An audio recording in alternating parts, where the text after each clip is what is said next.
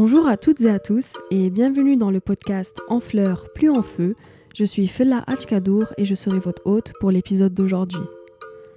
En fleurs, plus en feu est un podcast qui a pour objectif de mettre en visibilité le travail du projet de promotion des actrices racisées en recherche partenariale au Québec, le projet PAR. Et maintenant, l'épisode d'aujourd'hui.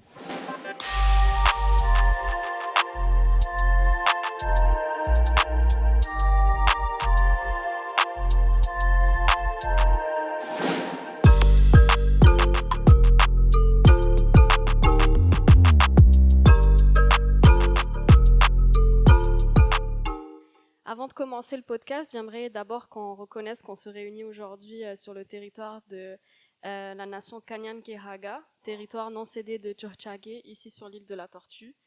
Nous aimerions exprimer toute notre solidarité avec les communautés autochtones qui luttent pour l'autodétermination. Nous honorons bien sûr les gardiens et les gardiennes traditionnels de ce territoire.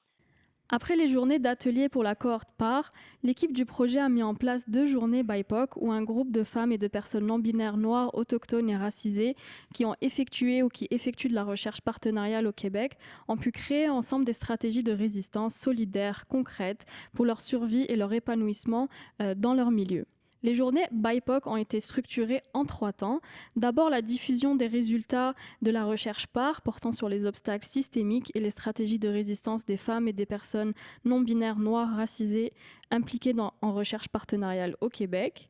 Ensuite, il y a eu la tenue d'un panel de discussion d'actrices autochtones sur la préservation des savoirs, des données et des réseaux dans des projets par, pour, avec les communautés autochtones. Ce panel a été animé par Jessica Quijano avec la participation de 5 panélistes, Amy Edward, Waitsu Whitebean, Ella Martindale, Amanda Shawa-Amish et Catherine Richardson. Enfin, il y a eu la tenue d'un atelier de construction de stratégies de préservation en solidarité entre personnes actrices de la recherche noires, autochtones et racisées, et cet atelier a été animé par Adama Kaba. Et donc pour l'épisode d'aujourd'hui, on a le plaisir d'accueillir certaines des personnes participantes aux journées BIPOC organisées par l'équipe du projet PAR. Donc d'abord avec nous, Ella Martindale. Ella est une personne chercheuse Kuwutson Mustimour, qui étudie les méthodologies autochtones et l'éducation basée sur le territoire. Ella s'intéresse à la manière dont les peuples autochtones apprennent à connaître et à apprendre sur leur territoire et la manière dont ils incarnent le mouvement de restitution du territoire dans leurs actions. Ella mène des recherches sur les eaux souterraines Coxella-Stalou, sur Kuwutson Tamor et soutient des projets de recherche-action participative au sein du Circle Lab de Toronto. Et elle vit à Montréal et étudie en 2e année de doctorat en éducation à la justice sociale à l'Institut d'études pédagogiques de l'Ontario de l'Université de Toronto. Bonjour Ella, merci d'être ici. Thank you for having me. Avec nous également Marily Ross. Marily utilise les pronoms IL et tous les accords. Marily étudie à la maîtrise en sociologie et elle se penche plus précisément sur les enjeux de l'adoption internationale. Marily a cofondé le collectif Softgong, regroupant des adoptés de la Chine et visant à la visibilisation de cette communauté. Enfin, Marily est libraire co-gestionnaire à la coop de solidarité Le Guélion. Bonjour Marily, merci d'être ici. Merci beaucoup de m'avoir avec vous. Avec nous également Selma El-Hankouri. Elle est chercheuse en études interdisciplinaires à l'intersection des études autochtones globales, des arts et des approches décoloniales en études culturelles et urbaines. Son projet de doctorat s'appuie sur une recherche collaborative avec des artistes autochtones basés à Tchotchagé, Mouniyang, pour comprendre leur expérience de résurgence culturelle en rapport à la scène artistique urbaine. En tant que personne amazigh du Maroc, ses travaux s'intéressent aux convergences des luttes anticoloniales entre communautés autochtones et racisées au Québec à travers la revitalisation des pratiques artistiques autochtones globales. Elle vit à Montréal depuis 9 ans et finit ses études de doctorat à l'Université de Concordia. Elle soutient présentement un projet familial de restitution des savoirs ancestraux amazighs à travers l'écriture créative. Bonjour Selma, merci d'être ici. Bonjour, thank you for having me. Également avec nous, Safia Boufelles. Elle est professionnelle de recherche ainsi qu'une étudiante au doctorat franco-algérienne. Elle s'intéresse aux questions de violence, de transgression et de genre dans le contexte des groupes criminels, plus précisément les maras latino-américaines. Avec un positionnement décriminalisant, elle essaie d'explorer à travers le documentaire les questions de contexte socio-économique, les questions de genre et d'identité pour essayer de comprendre pourquoi certaines personnes décident de s'affilier à un gang. Avant de faire de la recherche, elle a fait de l'intervention, animation sociale et communautaire en France dans plusieurs structures, notamment dans une association abolitionniste, dont le but est d'accompagner les personnes victimes de la traite des êtres humains dans des écoles secondaires et dans un foyer de jeunes filles marginalisées. Dans le cadre de son poste en tant que coordinatrice communautaire à Concordia, elle utilise son expérience en intervention sociale et son savoir-faire de chercheuse pour s'intéresser aux relations et aux tensions entre les praticiens et praticiennes, les théoriciens et théoriciennes et les institutions sous le prisme de l'éthique. Elle a aussi initié des protocoles de recherche se voulant plus éthiques et évitant les écueils extractivistes en mettant en avant le partenariat avec les communautés racisées et ou marginalisées locales. Bonjour Safia, merci beaucoup d'être avec nous. Bonjour Fela, merci beaucoup de m'avoir. Et enfin avec nous, Ama Maria Ané, féministe ivoiro-canadienne spécialisée en genre et en politique sociale. Ama est la directrice d'Action Cancer du sein du Québec. Elle a siégé sur des comités d'encadrement de plusieurs recherches partenariales traitant essentiellement d'enjeux de santé communautaire et environnementale, de violences sexuelles, pour ne citer que cela. Et elle a également été sollicitée comme experte de vécu pour plusieurs études. Elle a une 12aine d'années d'expérience en éducation populaire, en plaidoyer, en analyse politique et en prévention dans le mouvement féministe québécois. Un re-questionnement des pressions sociales dévolues aux femmes au carrefour des oppressions reste ses principales sources d'intérêt. Bonjour Ama, merci beaucoup d'être ici. Tout un plaisir d'être avec vous. Merci. Donc pour commencer, ma première question, j'aimerais vous demander qu'est-ce qui vous a motivé à participer aux journées BIPOC. On pourrait commencer par toi, Ella, qui a été comme personne panéliste et aussi comme personne participante. Qu'est-ce qui t'a motivé à participer à ces journées? Thank you. I just moved back to Montreal, and it's like really important to me to be in community and get to know people who are doing similar work. And so the Project PAR was really interesting to me. When my friend invited me or like let me know that it was happening, I was like, wow, this would be a great opportunity to get to know folks who are doing collaborative research in the city. Yeah, just coming back in my work and in my life, like coming back to Montreal, it's like very important to ground myself in community and in place with people who are doing similar things. So I think that's been happening. Like I've learned a lot already, and I'm really glad to be here with you today. But like also the workshop after the panel that I participated in was really, really cool, and I learned a lot. And yeah, so like in short, it's just like about being in community for me. Like to start the relationship like in that way is like really important. So I'm glad I had the opportunity. Yeah. Donc je disais que hormis le fait que je savais que je n'allais pas être surprise de constater qu'il y avait un bouillonnement intellectuel là entre nous, entre sœurs, j'ai aussi pris part à des projets de recherche partenariale, donc qui mettaient ensemble des chercheurs communautaires et des chercheurs scientifiques. Et puis je me suis dit que bon, peut-être que de venir dans ce type d'espace pour essayer de voir ce que d'autres personnes qui ont des expériences semblables, des vécus semblables, pouvaient expérimenter dans ce type d'aventure, ça pourrait être intéressant. Et puis je savais aussi que ça allait être des espaces de solidarité féministe. Je savais que ça allait être des espaces de solidarité féministe et puis que ça allait être aussi c'est tellement rare qu'on ait des espaces, qu'on baisse la garde, qu'on ait des espaces de connivence, qu'on ait des espaces de co-construction où on peut être des safe space en fait. Donc je me disais que ça allait être ce que j'allais vivre. Puis aussi, je savais que ça avait été préparé par de brillantes personnes, par l'équipe du projet PAR. Puis donc c'est ce qui m'a fait entrer dans la pièce pleine de lumière, en fait. Voilà. Je pense que c'est un peu comme vous aviez dit, donc le désir de faire communauté. Je pense que c'est quelque chose qui est quand même assez criant, justement, pour des personnes racisées dans des milieux aussi qui peuvent être très isolants, entre autres l'académie. Puis je pense que c'est aussi se penser justement à l'extérieur d'un narratif qui est expliqué. Donc, pour moi, c'est de répondre à la question « What is the sound of my own voice outside of their fear? » Because if it's not us that we're doing the work, it's going to be about us. And about us is the fear that they have of us. Donc, je pense que c'est vraiment important de remettre de l'avant comment nous, on se perçoit, de remettre de l'avant comment nous, on peut se mobiliser pour mettre notre savoir, nos expertises, parce qu'il existe depuis des années, depuis même avant que ces personnes-là le fassent. Puis je pense que c'était une manière aussi de ne pas l'oublier, puis de justement savoir comment le faire avec des outils qui nous sont emmenés par Projet Part. Yeah, for me, it's also, I come from an academic background, research background, and so it's the need of community that motivated me to participate, but also part of that effort to do that was meeting one of the feminist activist who was very active in Quebec, and I met her after a play that I went to see. That's actually also part of my collaboration effort with in Indigenous art here in Montreal.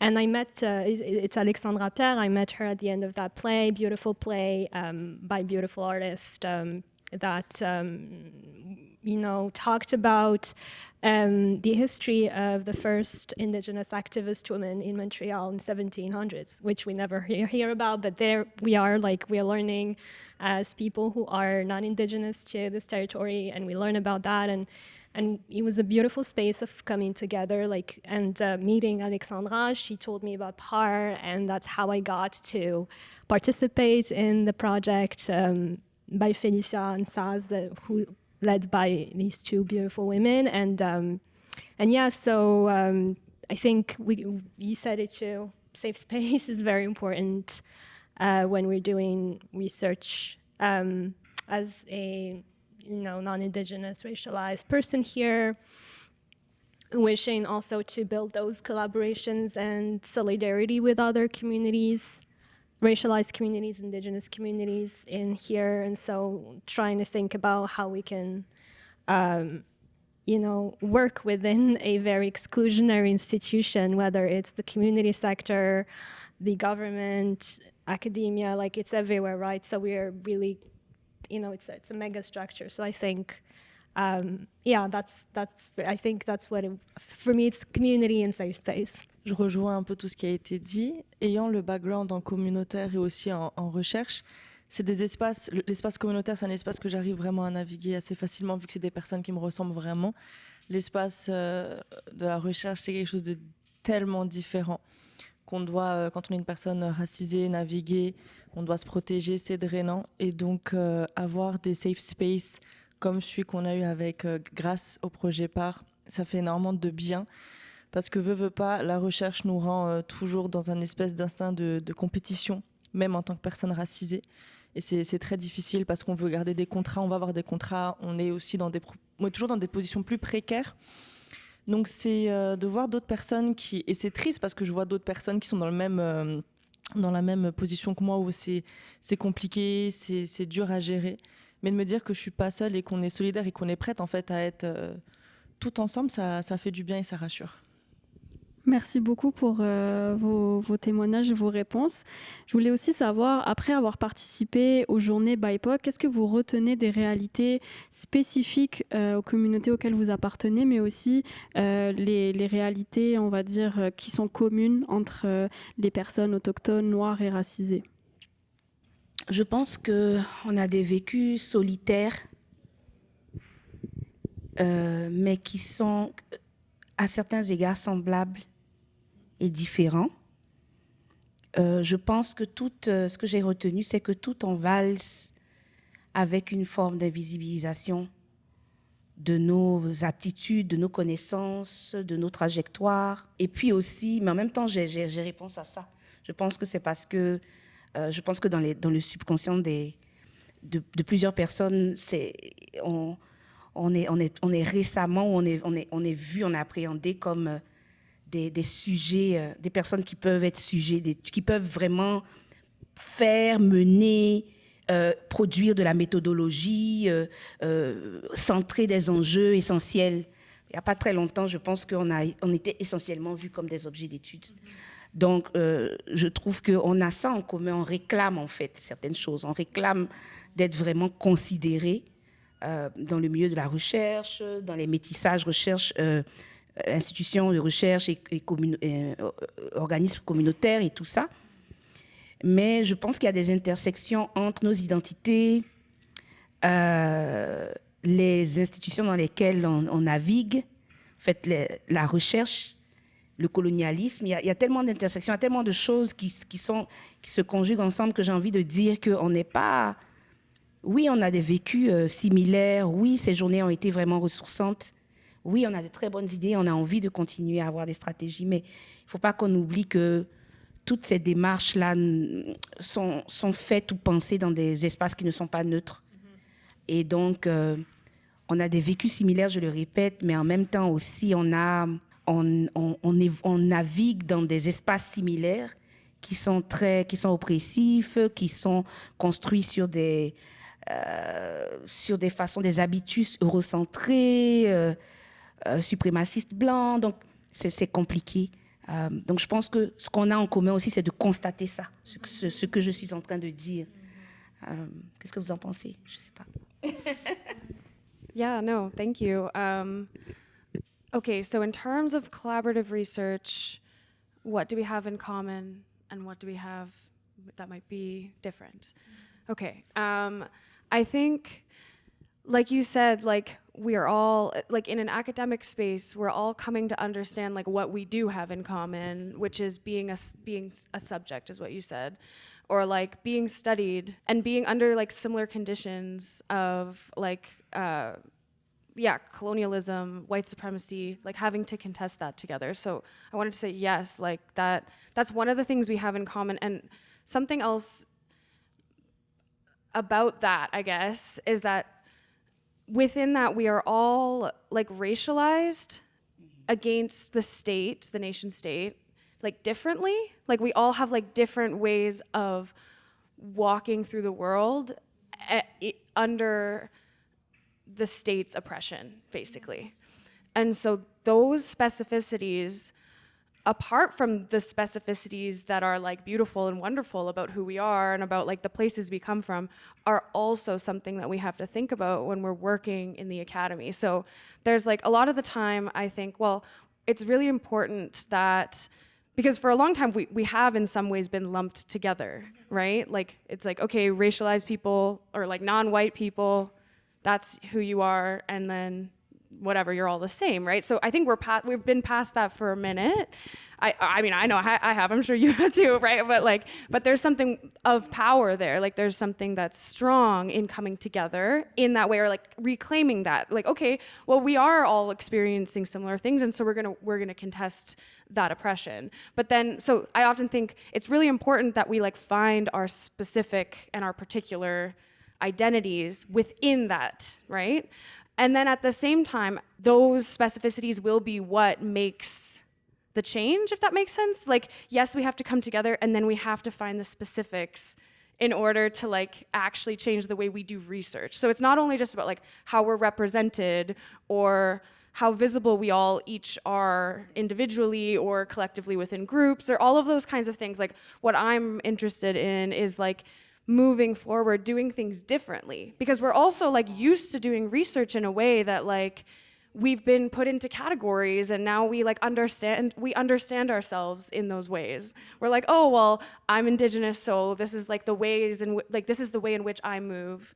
And also we get to redefine that over time. Like we get to move through the world in that way, like the way we are, and also with other people. So if we do come together like intentionally and move and like recognize each other, not just recognize and not even compare, but like just be together and like think with each other, we're gonna come to a different kind of togetherness. Like we're gonna come to a different kind of, like not like how we were all lumped into one category before, but like a new way of moving forward, which we're already doing by being here together, in my opinion. It's all just like in that. But yeah, anyways, I could go on and on. So I think like, well, whatever. I just to sum it up so that I can hear more from you, like, yeah, like the differences are really, really important, and it also matters that we come together, but based on difference.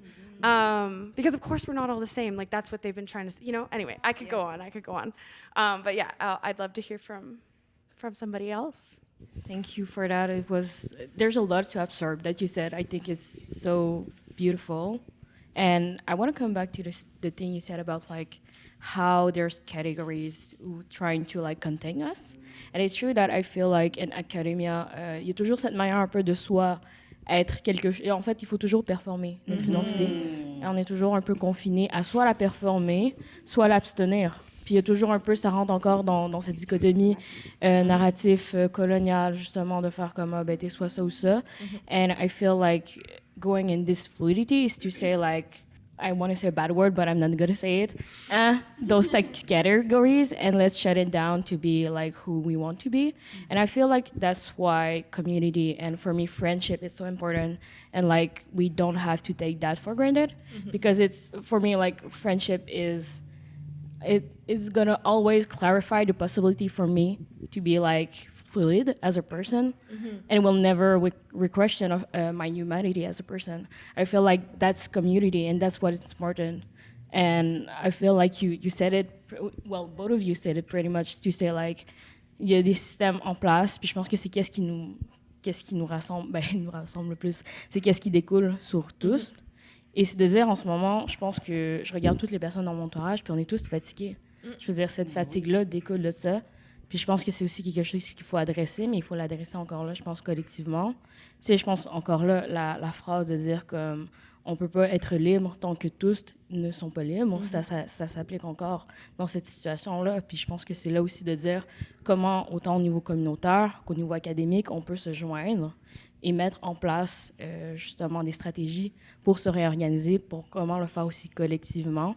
Puis aussi, je pense que justement des espaces comme PAR donnent le temps à ces personnes-là qu'on n'a pas nécessairement pour le faire.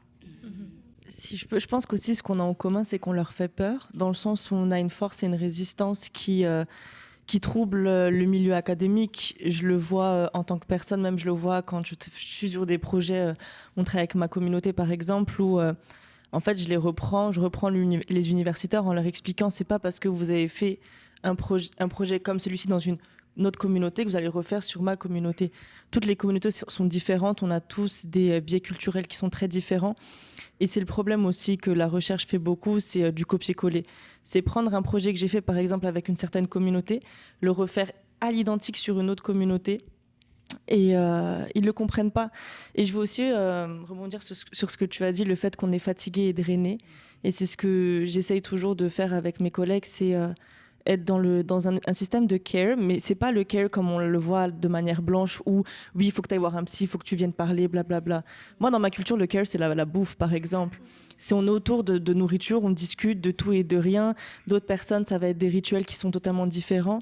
Et c'est ça aussi qu'on a en commun. Je pense qu'on a cette force de pouvoir en fait vraiment perturber le milieu académique si on arrive en fait à être tout ensemble, mais aussi à réussir en quelque sorte à se guérir, à se soigner dans le respect et la dignité de l'autre. Moi, j'aime bien ça. I like ce que tu dis comme c'est un peu un retour aux sources.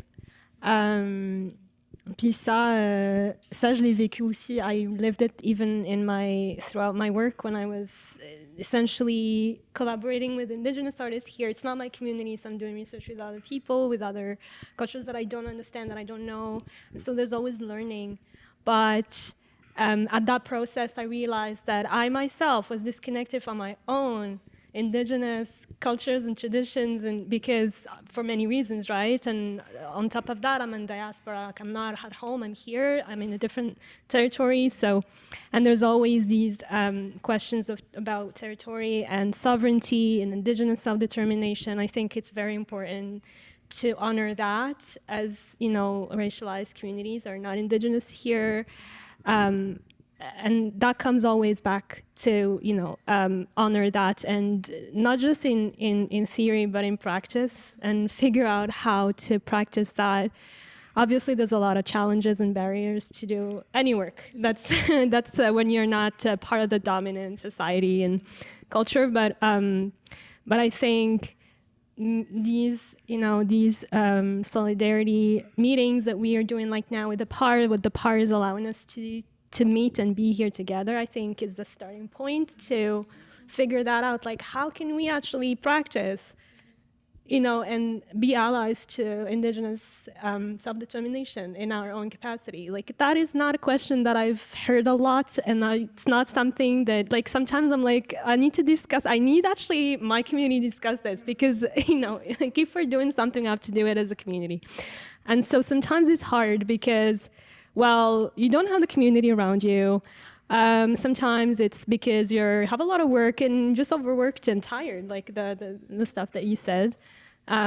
So yeah, I think that that looking into where to go forward, it would be a good honoring the past and seeing how we can move on to the future.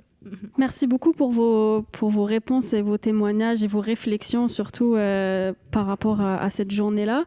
Je voulais aussi embrayer sur, pendant les journées BIPOC, il y a eu un atelier qui a été animé notamment par Adam Akaba sur la construction des stratégies de préservation en solidarité entre personnes actrices de la recherche partenariale noire, autochtones et racisées. Et je voulais vous poser la question comme en croisement, c'est-à-dire que on peut commencer avec toi, Ella, en tant que personne autochtone.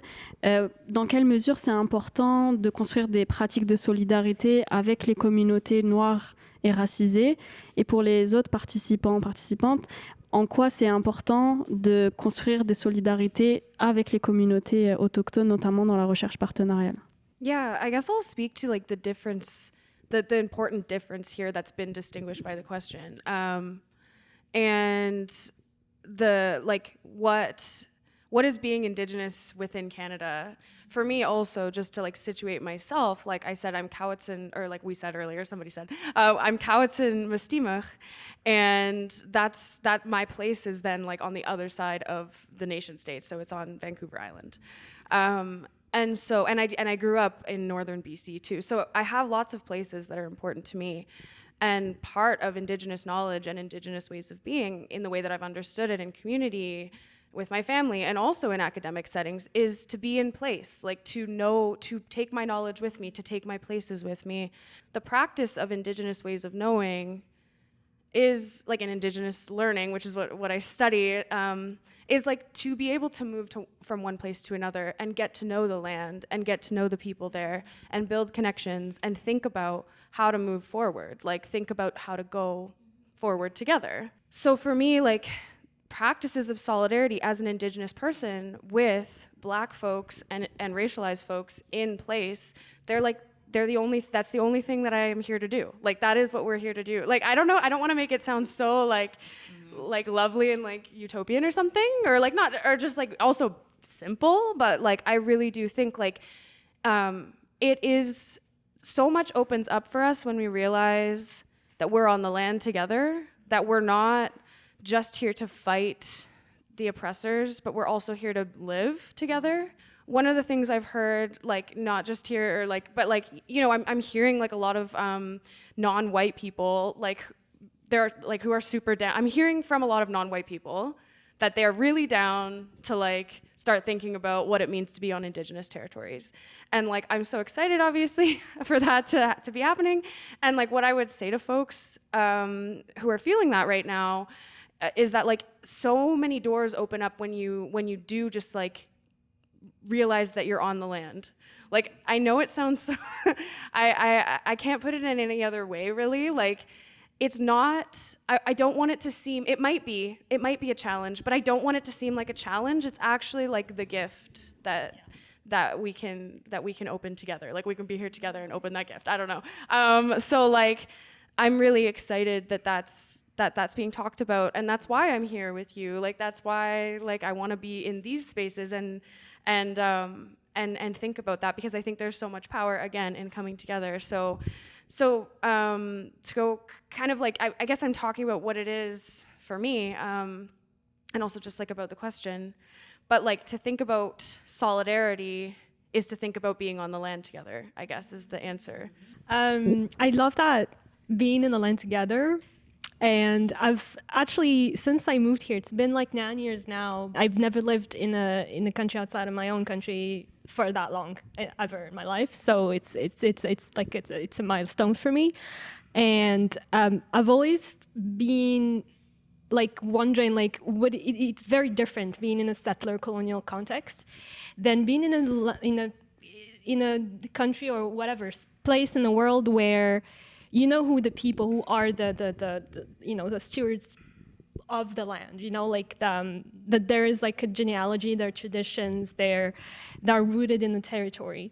And I always felt this kind of gap or kind of like disconnect here because it's a settler colonial context. And I feel like for anyone who is here, who is not part of this, has to be, has to engage this issue of settler colonialism. But as you were saying, like, we end up often caught up in defense, like in defense mode where we have to, no, I'm not gonna say fight, but like oppose and deconstruct and educate and like and resist. And so and we are doing it differently for our own communities, but it remains important to kind of, I think, get to the basis of things. And in my experience, like just kind of doing my work and my research with the artists, collaborators that I've worked with lately, and it's been very nourishing because it was a time where we're not just talking about settler colonialism and extractivism and all the kind of things that are barriers and are really disrupting everyone's lives. No, we're actually thinking about, how do we connect our own identities and what is important for us, and got us to think about, just an example off my head, the trees that nourish us,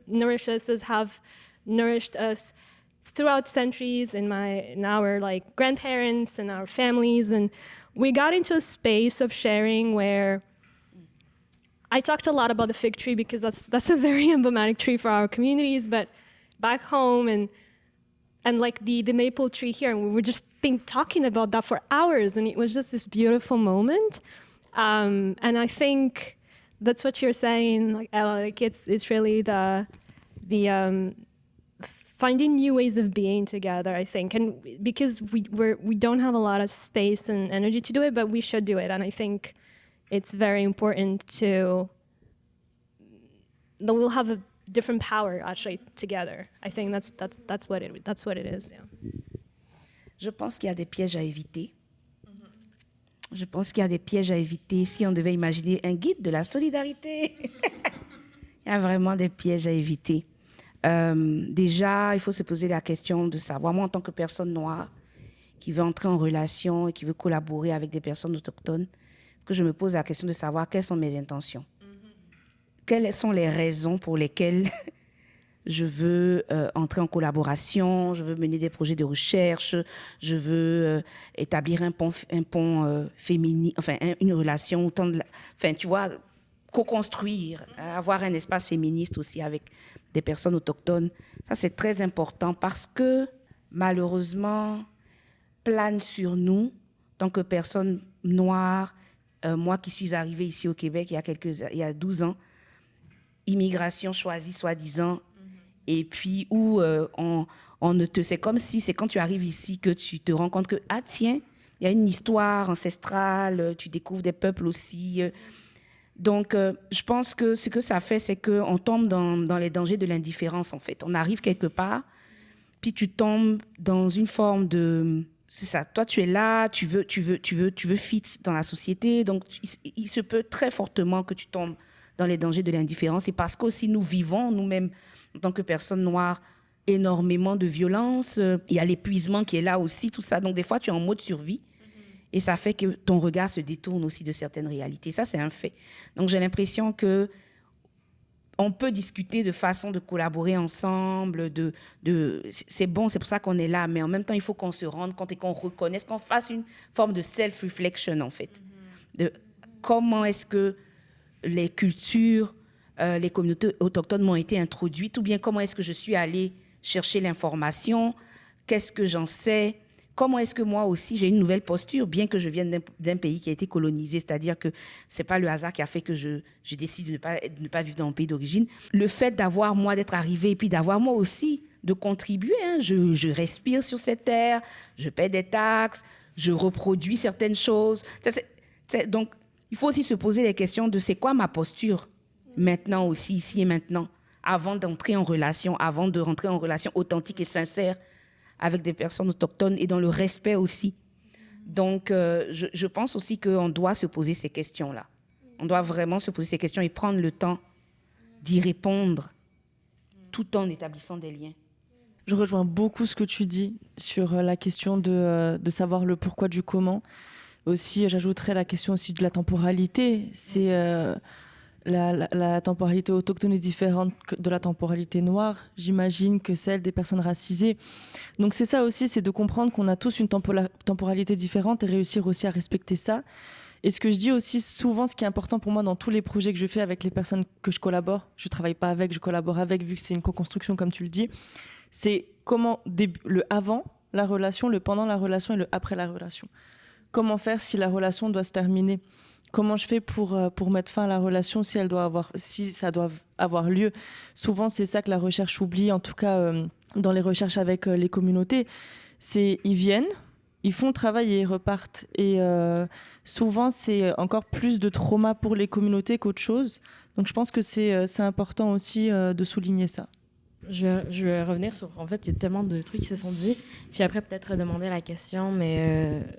about what you said about like realizing that we are on the land, I feel like it's also, and correct me if I'm wrong, but I feel like it's also saying listening. Like I feel like it's something that we lose a lot, like even in academia and communitary like work, and listening is really something strong that sometimes we forgot to do. And also saying it's not about comprehension, it's about compassion, even though there's education to make, but I feel like there's a lot of like resources everywhere, and it's not even about education anymore, it's about empathy, of like caring for like those realities. Est-ce que tu peux reposer la question?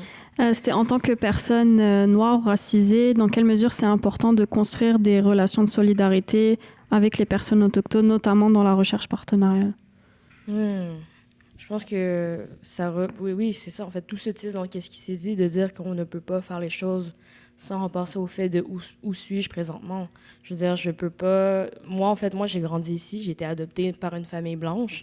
Donc, même si je suis une personne racisée, ça reste que qu'est-ce que j'ai eu comme racialisation sociale, ça reste une famille blanche québécoise.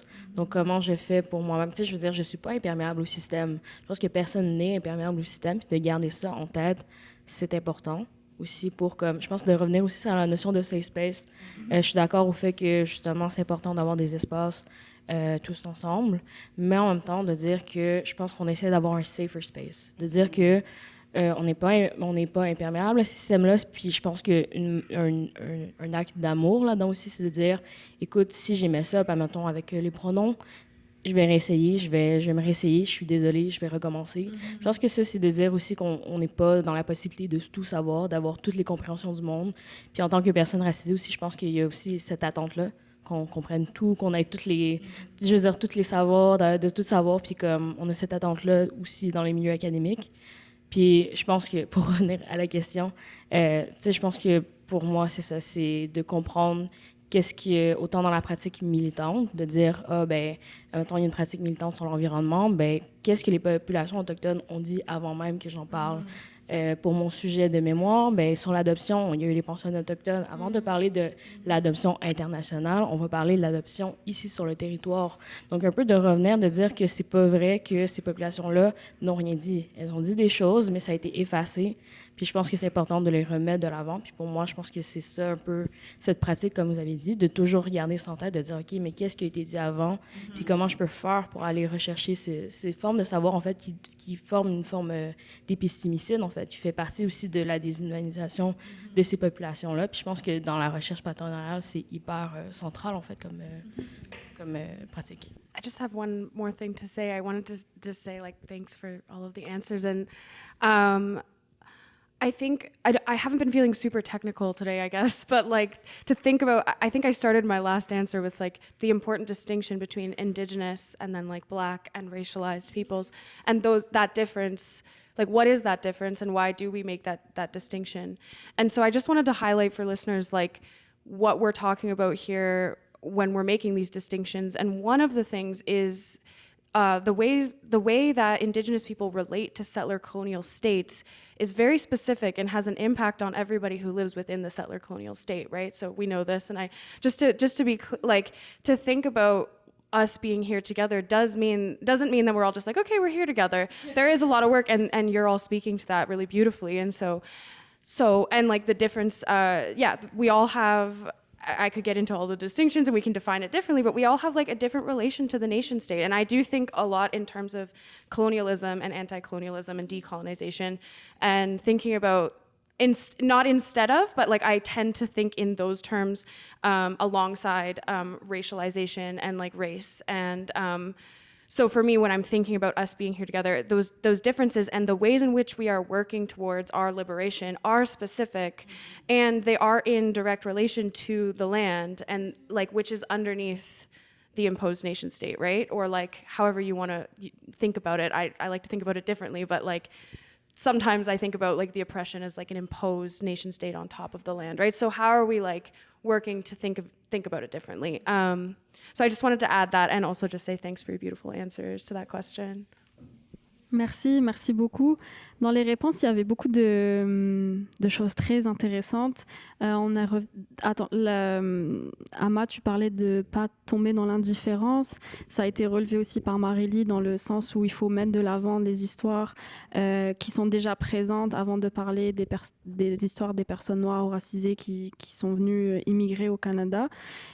Tu as parlé de safer space plutôt que de safe space. Est-ce que tu peux comme plus comme donner une petite définition pour les auditeurs et auditrices? Je pense, je sais pas, peut-être vous dans vos... en fait, juste aussi peut-être une mise en contexte, de dire que peut-être dans vos entourages, vous avez eu des personnes qui sont justement racisées, qui sont justement gender non-conforming, puis qui vous ont fait du mal.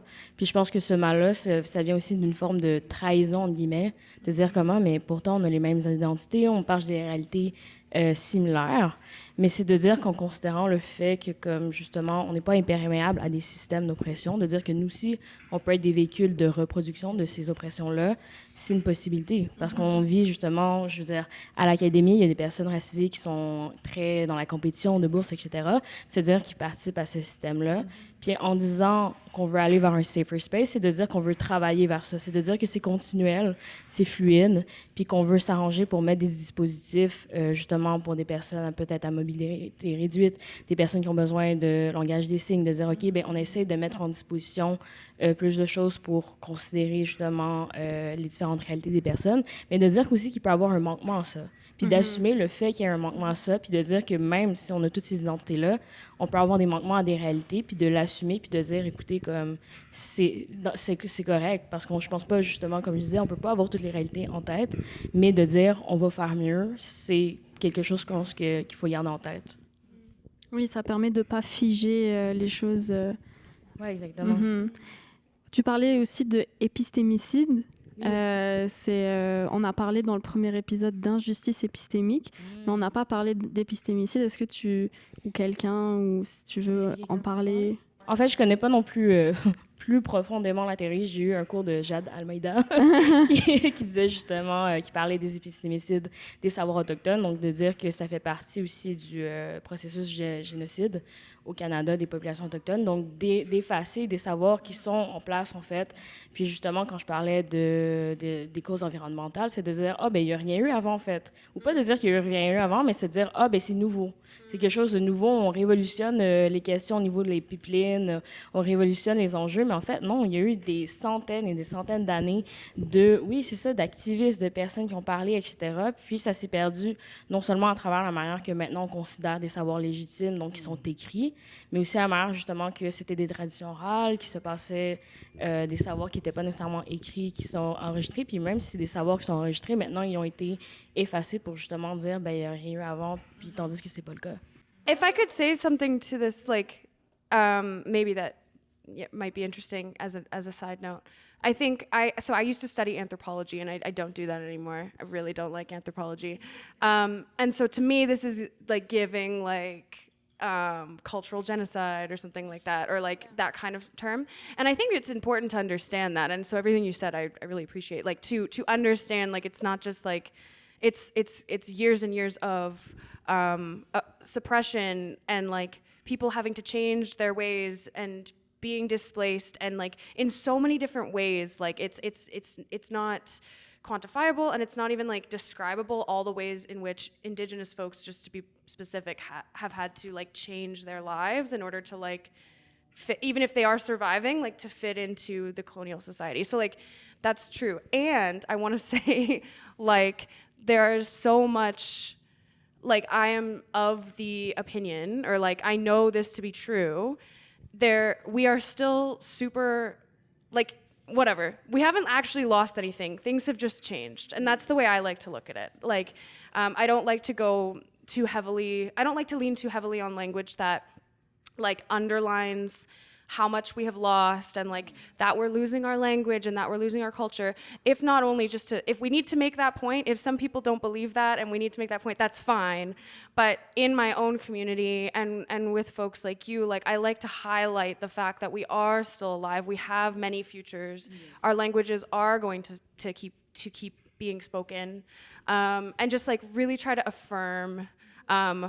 Without glossing over the history and glossing or like erasing what has happened, but like to account for that and then to move forward with like the notion that yes, we are still here, and our knowledge, even if it's not traditional or if it's not like it is still so like it is traditional. Like I don't know, like it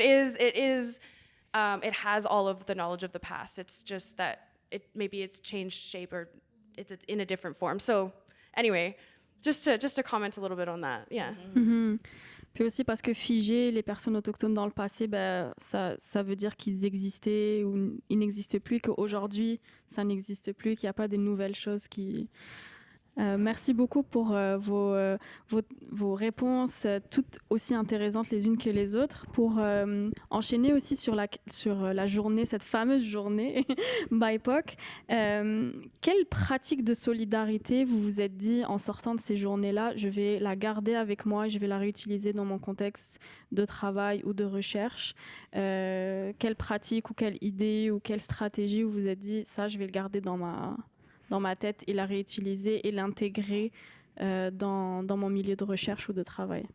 C'est une stratégie que je faisais déjà, mais que j'amplifie encore plus. C'est juste d'écouter, de laisser l'espace aux personnes qui sont concernées plus et d'amplifier leur voix juste en les écoutant. Je pense que le plus important pour moi, c'est, par exemple, et j'ai déjà eu des projets avec des communautés autochtones qui sont très mal passés avec certains chercheurs parce qu'ils ne laissaient pas l'espace, en fait, qui prenaient tout l'espace.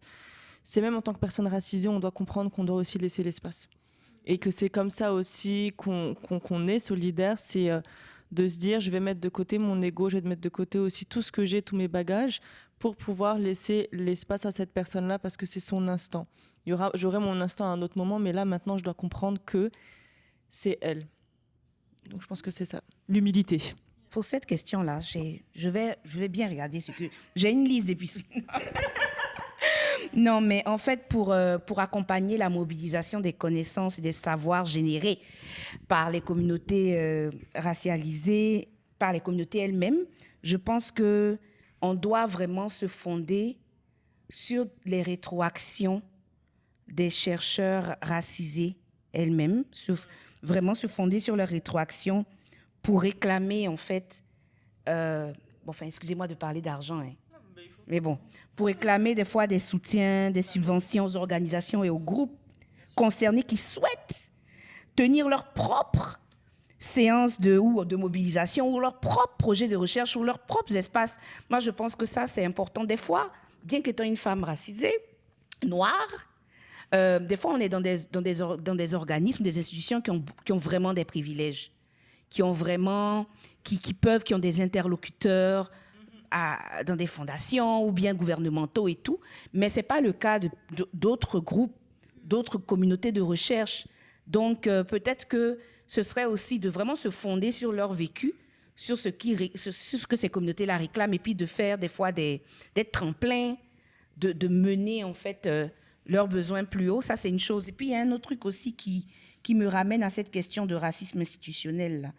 Je pense aussi que collectivement, on doit continuer à avoir une reconnaissance vraiment décomplexée du racisme dans les institutions et dans les méthodologies et dans les processus de recherche. Il faut vraiment que, si on veut être vraiment solidaire et puis si on veut vraiment avoir des pratiques de résistance, il faut vraiment qu'on C'est-à-dire que je pense que tout le monde le constate, mais qu'on le je ne sais même pas comment dire, qu'on le reconnaisse profondément, qu'on le vive, vraiment c'est dans ça qu'on est, et puis qu'on l'adresse, mais sans fioriture, sans masque, vraiment qu'on l'adresse vraiment. Je sais que toute personne, on a toutes nos stratégies de navigation, c'est vrai. Et les années passées dans des systèmes oppressifs, finalement, nous font comprendre que peu importe les stratégies qu'on va avoir, ben, on va toujours se prendre des coups. Donc, à un moment donné, je pense que avec la sagesse et le temps qui passe et les expériences négatives qu'on subit, il faut vraiment qu'on trouve des façons d'adresser les choses telles qu'elles sont, ensemble, de réclamer des choses ensemble. Donc, c'est un peu, c'est ça. Je peux ajouter quelque chose à ce qu'Ama a dit sur la question de l'argent. Je vois beaucoup de choses, malheureusement, dans la recherche où ça a cherché des subventions pour juste cocher des cases, en fait, pour avoir de l'argent. Et je pense que c'est ce qu'on essaye toutes de faire. Et j'ai beaucoup aussi de collègues qui essayent de faire ça, c'est de redonner, en fait, à la communauté de manière monétaire. C'est pour moi, quand je vais dans une communauté, si je veux travailler avec une communauté, c'est que je me demande qu'est-ce que la communauté va bénéficier. Parce qu'un article scientifique, je suis désolée, on s'en fout. C'est pas vulgarisé, c'est pas accessible. Donc, qu'est-ce qu'on leur redonne ? Pour moi, le savoir de tous est important.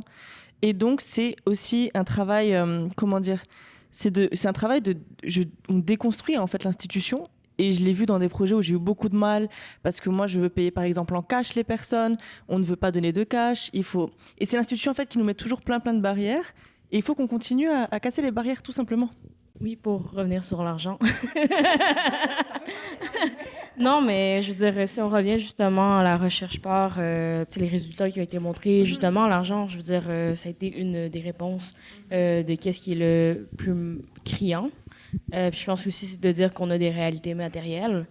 Il y a des réalités matérielles, on a des réalités aussi auxquelles il faut répondre, puis justement de redonner économiquement à des personnes, c'est hyper important. Puis je pense que en étant en fait avec les personnes, c'était que je ne peux pas faire ce que je fais d'une manière désincarnée.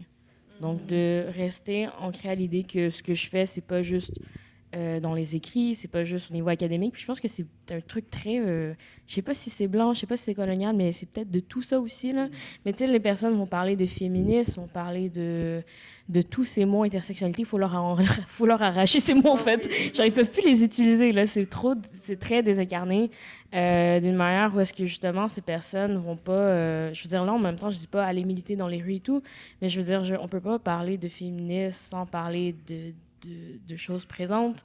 Je parle entre autres de la Palestine, mais je veux dire, on peut pas parler de féminisme, d'intersexualité d'une manière aussi désincarnée. Il faut prendre en considération comment faut faire un privilege check, évidemment, mais aussi de garder en considération justement la manière qu'on parle, on véhicule le message qu'on veut véhiculer. Puis aussi, qu'est-ce que tu avais dit, Ella? Je me souviens dans ton panel, je trouvais ça super intéressant, puis je sais pas à quel point ça peut s'appliquer dans ma recherche, mais tu disais comme quoi tu parlais pas nécessairement des personnes directement, mais plutôt qu'est-ce qui est rentré en relation avec les personnes. Puis je trouve que c'est super intéressant justement, puis comment tu disais que en parlant qu'est-ce qui est en relation avec les personnes, tu n'allais pas parler justement de tout ce qui était des blessures des personnes, what hurt people, and like how we sometimes, not what hurt people, but how sometimes we just like revisit how the traumas of people. So I found it really interesting. But maybe you want to check what I said because maybe I just like divague. Well, yeah, so this could be an answer to the question. One of the things that I talked about in my panel, which some of you heard, was instead of, and this might be obvious, like parts of this might be totally obvious to you, but I'll share it with listeners. So is that like, instead of studying people, not only just like being like, okay, like I'm studying Indigenous people in Montreal, or I'm studying Indigenous people who go to McGill, or like whatever. Like, you know how we do that in social science research? You know, we're trying to find our subject, or we're trying to find our subject. We're trying to like figure out who we're talking about, and there's something great about that in that we want to be specific, and we're like looking to the people who have that lived experience, right? So there's something about that also that I don't like, and it's that it has like it mirrors some of the practices that social scientists would do in order to categorize us. So categorize race, like basically, like, to study indigenous peoples in the past and in an anthropological setting, you would like go to their place and then you'd be like, I'm writing an ethnography about X peoples, right? And so I think a lot of our communities experience this, not just indigenous peoples. And that's the way that, like, a lot of, like, that's one of the ways that racialization was solidified and made legible to, like, settlers and, like, other people, like non-racialized folks, white folks. And so instead of, and like, we can do good research now in lots of different ways, but one of the ways I like to do it is just to get away from the subject as people. And instead what I do is I try to study place. So what I do is I study place. So, like, what I would do is go to a community and say, I would like to study with you the river that you are at, like, that you all go to together. I don't know, like, like, so I'd be like, what are you doing here, and, like, what is the river like for you, and, like, how do you experience the river? The river is just, like, an example. It could be a school, could be so many things, right? So, and then the people get to define that place, and then that place gets to define the people that are there. So you don't have to, like, try to create a box before you start your research that is like, okay, like, I'm studying, I'm just gonna keep using indigenous peoples at a university, just to whatever. Because what if, like, instead you're studying the First People's House at McGill, or, for example, where I've gone many times, love it there, all this to say. Like, there might be people who don't fit into the category that you're actually looking for, but that broadens the conversation. It starts to get more material, you know? Like, it starts to make your research more community oriented if you're actually working on the ground with the people who are there. And so I'm not as interested, and maybe this is just me, like, I'm not as interested in trying to define a people or trying to get at the lived experience of, like, a certain kind of person. Instead, I'm trying to figure out how we are living together, what we're doing in place, what our actions are, what our practices are, what our community looks like, what's important to us, like, all of those things. So that's, like, what you're saying, like, looking more to the future and, like, trying not to, like, that does get us away from, like, the frame of our research is really important, right? Like, it gets us away from some of the stereotypes we might reinforce, some of the histories that we might retell over and over again that, like, our community doesn't need to hear, because there's a lot in my work about, like, accounting for the past, accounting for trauma, but really trying to move forward. So that does not mean not hearing it and blocking it out. And there's practices there that I'm working on, like thinking with grief, thinking with like that lived experience of trauma and grief, but trying to move from it so that our research isn't defined by that aspect, so that we are not defined, so that, like, my community and me, we are not defined by that trauma, right? And it's I don't know, it's a balance. So anyway, so that is one of the things that I like to think about with folks, and that you just, that I would do, and, like, talking with you about it, yeah, coming out of the PAR project day, like, definitely got me thinking about it more. I actually find it very interesting because in my experience when I was doing, finding collaborators and people to talk to about their artistic experiences here, this question, because it's very much that, like, you're doing research, there's all these categories that you talk about, and they're limiting the whole work from the get-go. Like, you're not even starting and it's already limited. And the challenge for people, students and researchers and community members who wish to do research is really, that's from my experience, what I got in my own experience as a student was that it's deconstructing them from the beginning and not thinking through what the institution is expecting you to do, or what, like, not thinking about how is my community going to receive my work. No, that's not the point. The point is the people you're going to work with. And as you were saying, like, the place for me was the relationship. And I at first I was thinking about people, you know, artists based in Montreal. Montreal is a settler space. Like, like, the life doesn't stop at Montreal borders, right? It's like, it continues everywhere. And that's the thing, like, so I tried to just change my perspective because it didn't work. Like, it just was too constricting. And then I thought, no, but how about the relationship? It takes time. And there's another thing, like, academia does not care about the time it takes for you to build ethical, meaningful relations. They don't care about that. They just want you to validate something as soon as possible.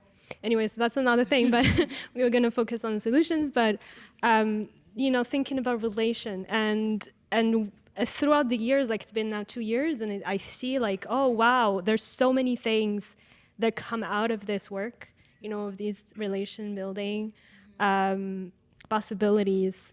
And I think kind of, I like this framing of solutions in terms of how to collaborate with Indigenous communities, and at least in my case, is through relationship building, thinking about the process and what does that relationship tell me about, that experience, because it's my experience. I'm not going to talk about someone else's practice. It's about how my experience is engaging with that person as an artist. And so I realized I learned so much, and it's not even ethnography, like whatever you want to call it. It's not ethnography, it's not anthropology, it's not all of those things. It's really being